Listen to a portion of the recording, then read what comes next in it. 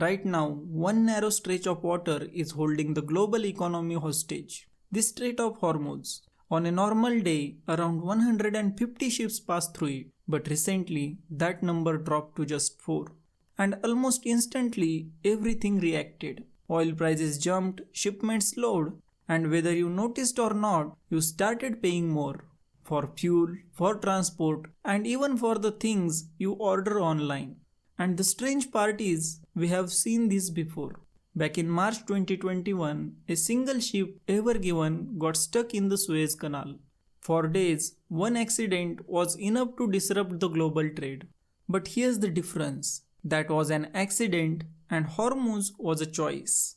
By looking at this, we can say global trade doesn't just depend on the ships moving across the ocean, it depends on few narrow choke points and the power that controls them.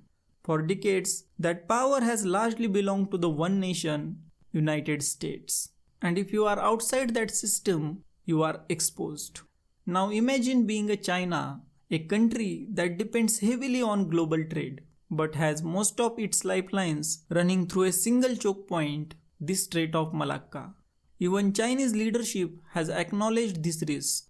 Former President Hu Jintao called it the Malacca Dilemma, because if that route is ever blocked, the consequences aren't gradual, they are immediate. So naturally, China started asking a simple question. What if there was another way? Not another choke point, but a route that couldn't be controlled at all.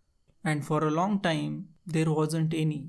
But now, something unexpected is changing that. As the Arctic ice melts due to global warming, a new path is slowly opening up along the northern coast of Russia. It is called as the Northern Sea Route. Cargo moving through this route has grown from just 4 million tons in 2014 to nearly 38 million by 2024. And then in 2025, that growth has started to slow. Which tells you something important. This route is real, but it is not easy. Still, China isn't waiting. It is investing in ports, building icebreaker ships, and working closely with Russia to make this route usable year-round.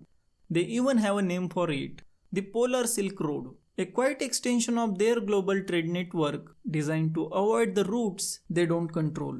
But this creates another problem, because to avoid the dependence on one system, China is stepping into another. This route runs through Russia, and while Russia needs China right now, China isn't comfortable depending on anyone. And then there is irony behind all of this. China is world's largest carbon emitter. At the same time, it is one of the biggest investors in Arctic infrastructure. And globally, it is also the country most blamed for the melting ice that makes this route possible.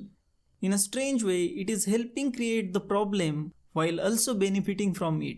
Now imagine if this route actually scales. The Suez Canal could start losing ships and with them billions in revenue. European shipping routes could shift to north, changing ports, logistics, and even entire trade hubs. And over the time, the United States could lose some of its influence over how global trade flows. Not all at once, but slowly, step by step.